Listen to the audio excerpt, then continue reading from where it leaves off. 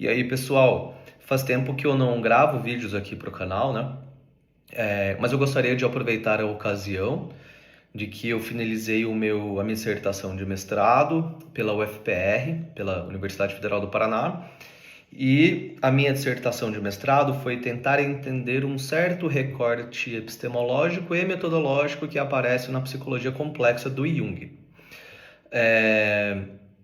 Fundamentalmente, eu trabalhei o pragmatismo de William James, a filosofia do Henri Bergson e o Assim Falava Zaratustra de Nietzsche, né? Mais especificamente essa obra do que a produção filosófica mais ampla do Nietzsche.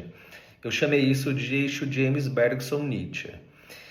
E acho que tem muitas coisas que podem ser ditas sobre o que foi trabalhado ali, mas uma coisa que ficou rondando na minha mente foi uma certa coisa de que é assim. Geralmente as pessoas que se filiam ao pensamento do Jung, ou pelo menos a metodologia e epistemologia proposta por Jung, são chamadas de dogmáticas. Para quem não sabe, o Andrew Samuels ele propôs uma divisão classificatória em que ele dividia ali a escola clássica, que seria Jung e os seus colaboradores mais próximos, o que talvez seria mais correto dizer as suas colaboradoras mais próximas, né? Como Marie-Louise von Franz, a Toni Wolff, a Anélia Fé, Barbara Hanna, a Emma Jung, etc, etc. Mas aí o Samuels propõe também a escola desenvolvimentista, que estaria ali relacionado com mais a psicologia analítica na Inglaterra, com Michael Fordham. Alguns dizem que o Neumann, por exemplo, não pertence a essa categoria, mas isso não importa aqui. E a psicologia arquetípica, que seria liderada ali por James Hillman. E aí qual é o ponto? Que, assim, né, tentando não entrar em muitos pormenores, mas atendo ao que eu gostaria de tratar aqui nesse vídeo, é o seguinte. Geralmente, pessoas que se filiam à epistemologia e metodologia proposta por Jung são chamadas de pessoas dogmáticas. Porque supostamente seriam pessoas que adotam a fala do Jung de forma dogmática. Repetem aquilo que o Jung falou no século XX. Então a pessoa estaria replicando ideias de um século atrás, né? A pessoa, sei lá, em 2024, 2025, estaria replicando ideias que, na verdade, pertencem a uma época atrás, como, por exemplo, 1920, 1930, etc. Como se tudo que o Jung disse fosse a grande verdade. Então, seria mais ou menos aquela ideia de que os junguianos dogmáticos são aqueles que não aceitam críticas ao Jung ou que adotam as ideias de Jung de uma forma acrítica. Copiam, né? Mas vamos lá. Uma coisa que é interessante, que eu percebi nessa pesquisa, né? Como se trata fundamentalmente de uma pesquisa epistemológica e metodológica, é natural que eu me deparasse com certos conceitos que são próprios do campo da filosofia e tem uma definição muito próxima, ou pelo menos que haja um certo consenso de como aquele conceito é adotado no campo filosófico, no campo epistemológico da construção de narrativas científicas, por assim dizer. E um desses conceitos é o dogmatismo, né? O dogmatismo, ele significa, por exemplo, em filosofia, que você adota um determinado ponto de partida epistemológico, por exemplo, um materialismo ou um racionalismo, e a partir daquilo não aceita a afirmação oposta. O que é muito interessante, né? E assim, eu estou resumindo aqui, eu estou inclusive simplificando a coisa para chegar numa determinada argumentação propor uma certa opinião fundamentada nesse debate, né? Qual é o primeiro filósofo que o Jung se fundamenta? O Immanuel Kant. E aí é interessante porque o Kant é aquele que vai propor uma espécie de crítica filosófica a qualquer tipo de tentativa de afirmar absolutamente a realidade de uma coisa. Então, quando Kant escreve Crítica da Razão Pura, o que ele está fazendo ali? Ele está dizendo assim, olha, nós não podemos afirmar que todo conhecimento provém da experiência. O conhecimento surge com a experiência, mas nem todo conhecimento provém diretamente da experiência. Aí, por exemplo, o que o Kant está falando aqui? Ele está falando assim, olha, a causalidade, por exemplo, e isso já vinha sendo trabalhado pelo Hume, né? David Hume. O Kant vai dizer assim, olha, não tem como nós afirmarmos que a causalidade está no mundo. A causalidade, ela não é um conhecimento empírico, mas é uma categoria a priori para nós, seres humanos, organizarmos, através da nossa inteligência, da nossa razão, os fenômenos que nos aparecem. Ou seja, a causalidade, ela é uma categoria organizadora dos fenômenos que são apresentados na experiência sensível. Então, assim, o que o Kant está falando? Nós não podemos afirmar que a causalidade ela é uma verdade absoluta, porque ela, na verdade, é uma categoria humana de entender os fenômenos. Então, assim, percebam que a filosofia do Kant é uma filosofia que dá um passo atrás antes de fazer qualquer tipo de afirmação absoluta. O Jung vai adotar as categorias kantianas e reformulá-las de acordo com a noção de arquétipo. Então, as categorias a priori de Kant são reformuladas do ponto de vista psicológico por Jung como categorias a priori da imaginação. Então, quando nós imaginamos uma coisa, essa imaginação, ela parte de uma certa relação que se estabelece entre o sujeito e o mundo sensível, sejam lá os pais, etc, etc, os amigos, namorado. Porém, o que o Jung está propondo? Que o arquétipo ele é uma forma vazia que vai organizar essa fantasia.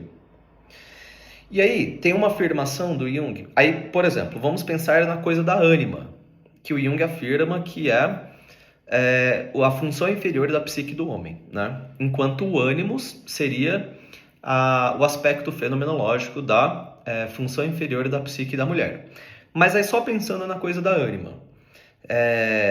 Na obra Os Arquétipos e o Inconsciente Coletivo, agora eu me esqueci qual capítulo em específico, o Jung diz assim, mas se eu não me engano é o capítulo 3, né? O arquétipo, um ênfase especial na ânima, alguma coisa assim. O Jung vai falar assim, olha, a cisígia, o motivo da cisígia, da união dos sexos opostos, por exemplo, ou a própria ânima, ela sempre se apresenta através da imagem do feminino. Mas nós não poderíamos encaixar a ânima numa categoria sexual em si, porque nós não sabemos o que é o arquétipo em si.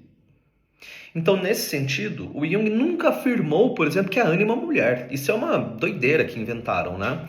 O que o Jung afirmou, na verdade, é que, do ponto de vista da fenomenologia, e fenomenologia aqui compreendida do ponto de vista kantiano, o que nós poderíamos dizer também, através da experiência pura da fantasia, do material empírico que aparece na mitologia, na fantasia, nos sonhos, no geral, a ânima sempre se apresenta do ponto de vista estrutural e funcional como apresentando-se a partir da imagem do feminino.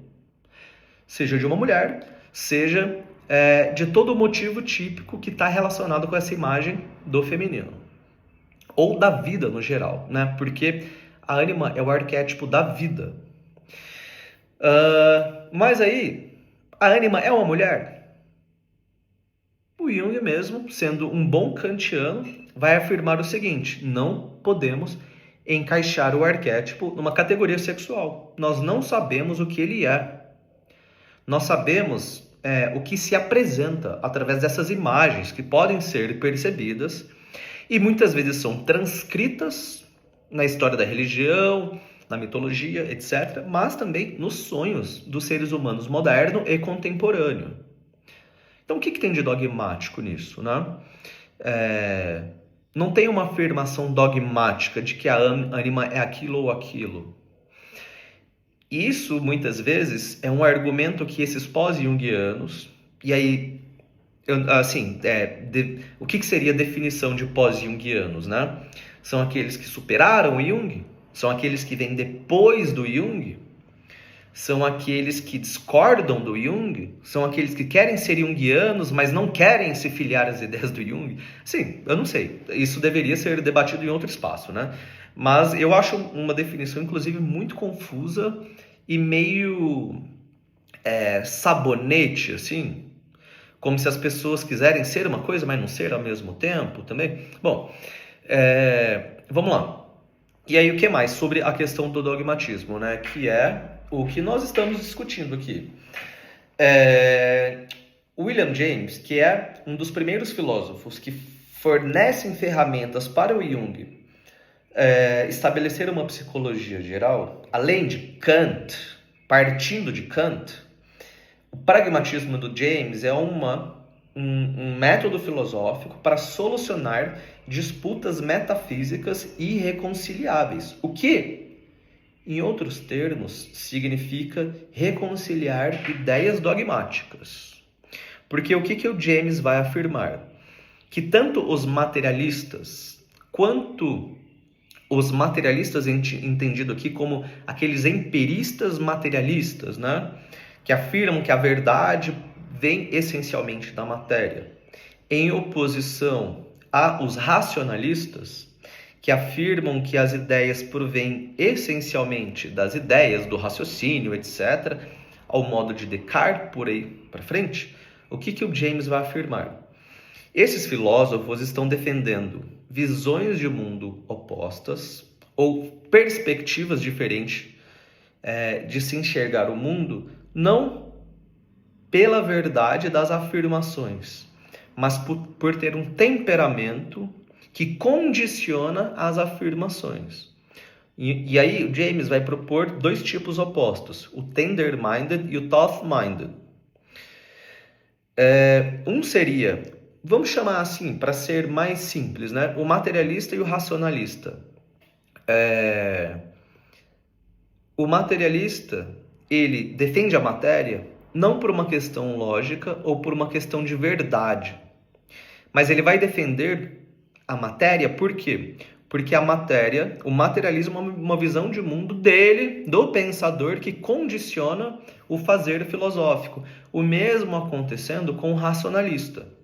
E aí o Jung depois ele reformula essas duas atitudes ou visões de mundo, mas assim, visões de mundo aqui no sentido inconsciente, né, das próprias premissas, em termos de atitude introvertida e atitude extrovertida. Ou seja, a atitude extrovertida, ela tem como premissa os objetos, enquanto a atitude introvertida tem como premissa o sujeito. E aí, o próprio Jung afirma que a psicanálise de Freud, ela se filia fundamentalmente a essa visão de mundo inconsciente materialista. Extrovertida, por assim dizer. Por quê? Porque importa primeiro o objeto.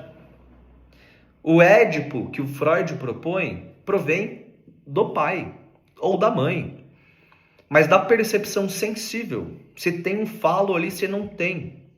A fantasia surge da percepção sensível do objeto. E a partir disso, surge toda uma fantasia acerca dessa relação que a criança, em seu desenvolvimento, estabelece com os pais. Por outro lado, o Adler, ele propõe que a neurose, ela surge de um certo sentimento de inferioridade que a pessoa tem. A pessoa se sente inferior, ela tem uma ideia de inferioridade. E aí essa pessoa não consegue se adaptar ao meio, e essa desadaptação ao meio produz uma neurose de poder infantil, uma ficção de poder. Então, para compensar a atitude de inferioridade da consciência, que a pessoa tem essa ideia, produz-se daí esse complexo de poder. Mas daí toda essa fantasia surge de uma ideia, né? Ainda que haja lá em Adler questões muito específicas, né? E aí, novamente, eu estou aqui resumindo. Mas aí surge o que para o Jung? O pragmatismo, que propõe que tanto os fatos quanto as ideias ou princípios são bons. A questão não é escolher entre um lado ou outro, mas é utilizar as teorias como ferramentas de trabalho e não explicações últimas da realidade. Ou seja, não significa, ou melhor, né, reformulando, significa não adotar as teorias como dogmas, mas adotar as teorias, as ideias como ferramentas de trabalho. Nada dogmático. Não à toa, o próprio James, ele propõe daí, e o que é interessante, né? O William James, ele aplica o método pragmático à filosofia. E aí surgem as premissas pragmáticas, não porque ele quer, mas porque elas fazem mais sentido do ponto de vista pragmático, né? Então é um método aplicado à própria filosofia. E esse método, ele pode ser utilizado na psicologia, em física, na biologia, etc, etc, etc. O que o William James faz é aplicar o método à própria epistemologia e, a partir disso, adotar determinadas premissas orientadoras para pensar uma noção de realidade, né? E aí, o James ele vai rejeitar o racionalismo e vai se filiar ao empirismo. Não à toa, Jung se diz sempre o empírico, né?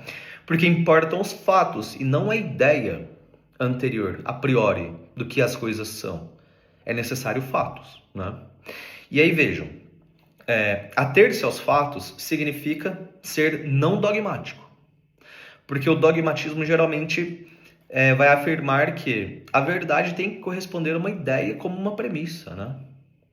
Se nós pensarmos, por exemplo, na psicanálise, afirmar que uma fantasia não é sexualidade é errado. Por quê? Porque tem que partir da ideia de que toda fantasia tem como primeiro motor a sexualidade. Ou seja, toma-se uma ideia como o ponto de partida dogmático. E o Jung rejeita isso. Ele vai dizer, não, as fantasias podem muito bem se referir à sexualidade reprimida, pode ser protesto de poder infantil, mas pode ser outra coisa também. Pode ser expressões religiosas da alma, da psique. Podem ser aspectos criativos da personalidade. Podem expressar aspectos estéticos necessários, etc. Podem expressar premissas filosóficas, aspectos culturais, artísticos que estão além desses fundamentos meramente biológicos, né? Então, retornando ao ponto, o que o James propõe? Ele rejeita o racionalismo e se filia ao empirismo. Ele vai também rejeitar o monismo, ou seja, rejeitar a ideia de que a explicação da realidade tem que partir de um único princípio explicativo. Aí vejam, aqui o William James está fazendo uma grande crítica à filosofia de Hegel, que durante um bom tempo alguns junguianos diziam, né, que a dialética de Jung é hegeliana e que não sei que tese, antítese, símbolo, que é uma coisa que não tem nada a ver. Porque parece que não se entende nem exatamente o que o Hegel está chamando de dialética, e aí quando faz essa transposição para a psicologia junguiana, faz uma coisa, um malabarismo racionalista muito estranho, que não tem nada a ver com os fundamentos epistemológicos do Jung, né?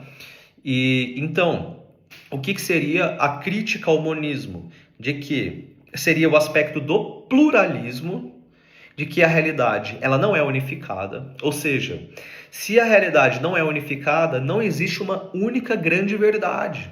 Existem várias verdades que o James chama várias meias verdades, e juntando essas meias verdades, nós podemos, quem sabe, um dia chegar numa verdade que unifique todo o universo, todo o mundo. Mas até lá é necessário se adotar o pluralismo. Do ponto de vista da psicologia analítica, o que isso significa? O Jung ele fala assim, olha, nós podemos entender pessoas a partir do prisma do poder e nós podemos entender pessoas a partir do prisma da sexualidade. E tá tudo bem, porque as pessoas enxergam o mundo de forma diferente.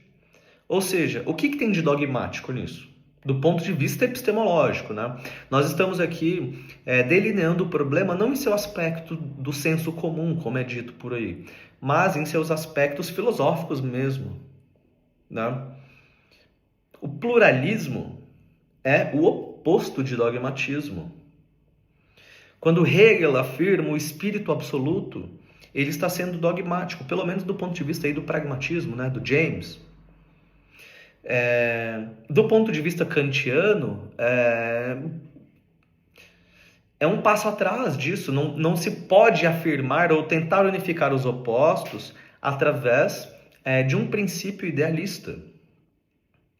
Tanto que daí quando Kant ele escreve a Crítica da Razão Prática e que ele postula a imortalidade da alma, etc., o que ele está fazendo? É basicamente uma tentativa pragmática de solucionar a questão, verificar quais são as consequências práticas, mas isso não significa afirmar qual é a realidade última, assim como Hegel faz, por exemplo.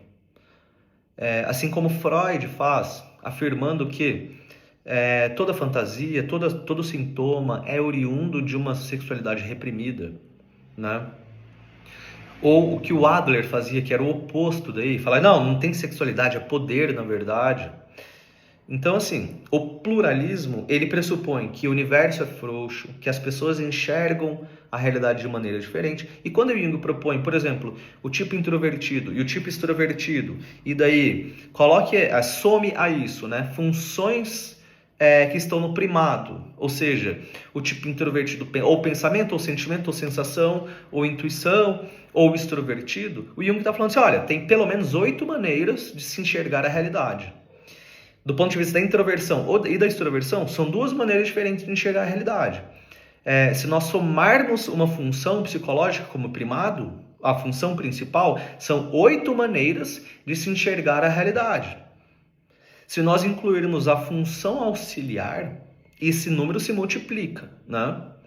Então, assim, percebam, o pluralismo ele tem que ser entendido nesses aspectos mais precisos do ponto de vista filosófico, porque isso significa não ser dogmático do ponto de vista da psicologia analítica do Jung, ou a psicologia complexa, né, que seria o termo mais adequado para se tratar de questões científicas. Vamos lá, nós podemos continuar aqui nessa questão de dogmatismo. O Henri Bergson, ele faz uma série de críticas em relação a o que ele chama de pensamento cinematográfico, na obra A Evolução Criadora. Ele vai propor que grande parte da tentativa de explicar a realidade parte de formas intelectuais prontas, e aí os aspectos irracionais ou da desordem, ou a ordem vital dos acontecimentos, são sempre pensados quando se exclui a positividade daquilo que não pode ser explicado pelo pensamento cinematográfico. Ou seja, vou tentar resumir assim. É como se o Bergson, ele sempre vai pensar, a filosofia do Bergson, ela é estabelecida em termos de compreender que o tempo é real. Ou seja, Bergson afirma, o tempo não é espaço, o tempo é real, ele existe, ele produz, inclusive, modificações na realidade, ele é eficaz, ele não é uma abstração, ele não é o tempo do relógio, não é o tempo geométrico, não é o tempo abstrato, como um epifenômeno da observação de movimentações de coisas materiais. O tempo é um fator efetivo e criativo na realidade. Ele chama isso do quê? De duração. Então, toda a filosofia do Bergson parte da ideia de duração. E aí, na obra A Evolução Criadora, ele propõe o elan vital, que seria a atualização efetiva desse movimento da duração nos organismos. Ou seja, o elan vital seria um ímpeto de vida, que tem como fundamento o movimento das coisas.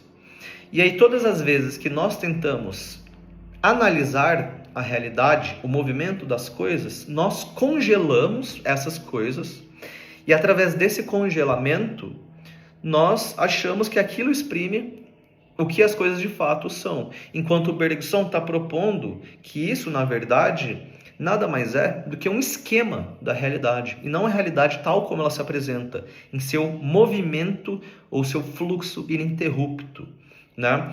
Por isso que o Bergson vai propor o método intuitivo, que ele não é um método. E aí, nesse ponto, o que o Bergson está fazendo? Ele está criticando, assim como James criticou, o empirismo materialista e o idealismo ou racionalismo. Porque o Bergson vai propor o abandono de partir de pontos de vista de doutrinas filosóficas para estabelecer um método intuitivo que esteja além das oposições. Ou seja, é uma resposta muito semelhante à que o William James deu, mas o Bergson tem uma resposta específica porque ele propõe uma metodologia intuitiva, que seria, ao invés de partir de pontos de vista, coincidir com essa realidade, através de um ato de simpatia, e daí ater-se ao que ele chama de original mesmo. Isso seria uma filosofia eminentemente empírica, porque a realidade não é mais tratada em termos de tradução intelectual. Ela é compreendida através de seu próprio movimento, que se mostra, né? E aí tem vários outros aspectos nisso, mas isso é importante por quê? Porque quando o Jung, ele afirma que existe uma certa correspondência com o método intuitivo de Bergson, o Jung vai afirmar, né? O método construtivo tem ele corresponde ao método intuitivo de Bergson, assim como a noção de libido de Jung corresponde à noção de elan vital de Bergson. Esse ímpeto criativo, né? Esse movimento de vida.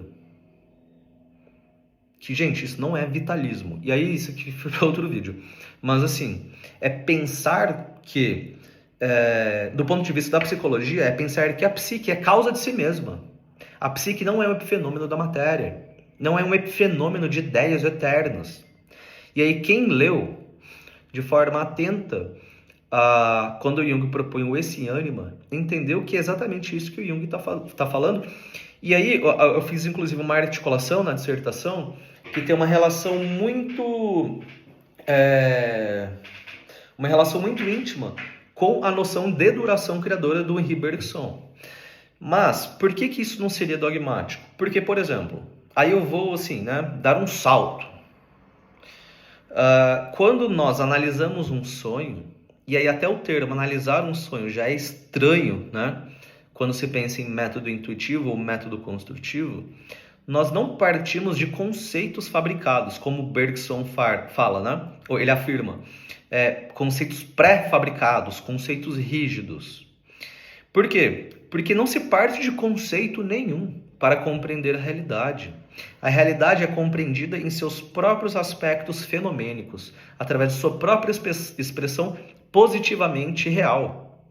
O sonho, quando o Jung afirma que o sonho é sua própria interpretação, inclusive ele toma essas palavras do Talmud, né? Inclusive se referindo a uma outra autoridade que não seja Freud, judaica. O que o Jung está falando? Isso está muito próximo da concepção de Bergson, por quê? Porque o Bergson ele vai propor que a realidade ela já é uma tentativa de expressar é uma tentativa de já exprimir os aspectos positivos e que eles não precisam ser reduzidos ou traduzidos em formas conceituais. Mas ainda assim, nós podemos utilizar os conceitos para compreender melhor a realidade, mas sem substituir a realidade. Então, assim, trocando por miúdos, quando uma pessoa traz um sonho, não se parte de conceitos para compreender esse sonho. Os conceitos podem auxiliar a compreensão do sonho, mas o sonho já é uma própria realidade positiva. Ela não tem que ser substituída por conceitos ou por pontos de vista filosóficos, como o Bergson coloca, né? A verdade compreendida através relativa ao ponto de vista que se adota. Por exemplo, o Bergson fala assim: vamos analisar as histórias de um herói. E aí, se eu parto, por exemplo, da doutrina do idealismo ou da doutrina do materialismo, eu vou tentar compreender aquele herói através dos aspectos que ele tem em comum com os conceitos que eu parto para compreender a sua realidade. Ou seja, o que é ressaltado nas histórias desse herói é aquilo que se repete, é aquilo que é regular, a regularidade. Esse herói ele é corajoso, eu conheço pessoas corajosas também, então ele é tipo aquele outro herói corajoso. Esse herói é medroso, ele parece aquele outro herói medroso, etc. Né? O que o Bergson vai propor não, é melhor abandonar o ponto de vista relativo que se adota para coincidir com esse herói e aí tentar compreender quais são os aspectos originais desse herói. Ou seja, algo muito semelhante é feito em psicologia analítica quando abandona-se qualquer pressuposto teórico para realmente observar um sonho, coincidir com esse sonho e tentar encontrar quais são os elementos criativos e originais naquele sonho. E não substituir sonhos por explicações meramente intelectuais ou conceituais. O que isso tem de dogmático? Né? Porque é um método que ele está completamente aberto à experiência, à irracionalidade da experiência. Bom, eu acho que com isso fica muito claro que todo esse debate que se estabelece dos pós-junguianos, e pelo menos da forma que se estabelece, é um debate, primeiro, que ele é muito raso mesmo, do ponto de vista crítico, né, filosófico. As pessoas não entendem, no geral, o que é o significado do termo dogmatismo. As pessoas adoram utilizar, por exemplo, porque nós temos que ser plurais. Mas vejam, pluralismo é um termo filosófico muito específico para criticar um certo monismo. E não é simplesmente adotar qualquer perspectiva, ou qualquer perspectiva vai valer para explicar a realidade, porque desse jeito, na verdade, o que temos é um subjetivismo, em que daí é um relativismo absoluto e que, no final das contas, acaba sendo uma espécie de dogmatismo do meu próprio eu. Então, assim, importa só o que eu penso. Não importa o consenso geral, por exemplo, né, do ponto de vista de uma discussão científica mais ampla, no espaço coletivo. Aí eu tenho o meu Jung. Aí eu tenho a forma que eu enxergo o meu Jung. Porque na minha interpretação...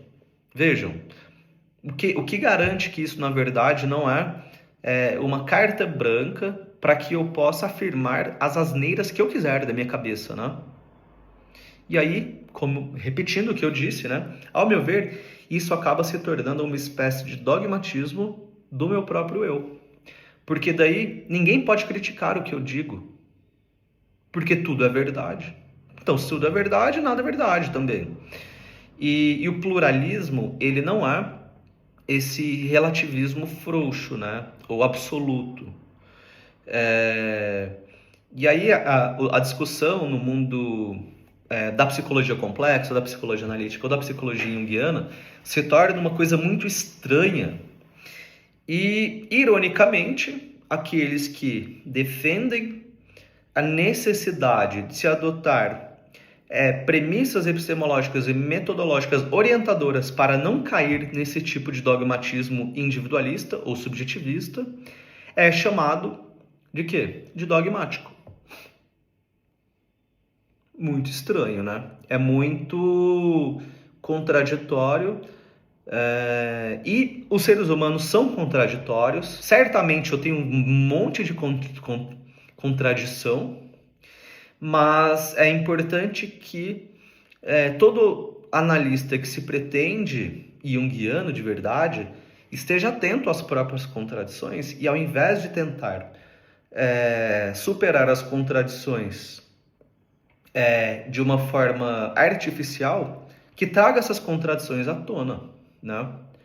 Que esteja atento às próprias contradições e tente o tempo inteiro sustentar um ponto de vista que ele seja, de certa maneira, contraditório, porque o objeto de estudo que nós tratamos é contraditório, mas não se torne uma visão de mundo inconsciente, um subjetivismo dogmático ou qualquer coisa do tipo, né? Então, assim, espero que eu possa ter... nem sei se eu diria contribuir ou não, mas assim, o que eu gostaria de ter, o meu intuito aqui mesmo foi, primeiramente, jogar uma luz sobre tudo isso. Eu fico com raiva, né, porque ser chamado de dogmático quando estamos adotando um ponto de vista que é contrário ao dogmatismo é uma coisa que de fato irrita um pesquisador, um pensador, um clínico, ou seja lá o que for nesse sentido, né? E é preciso colocar os problemas em seus termos corretos, né?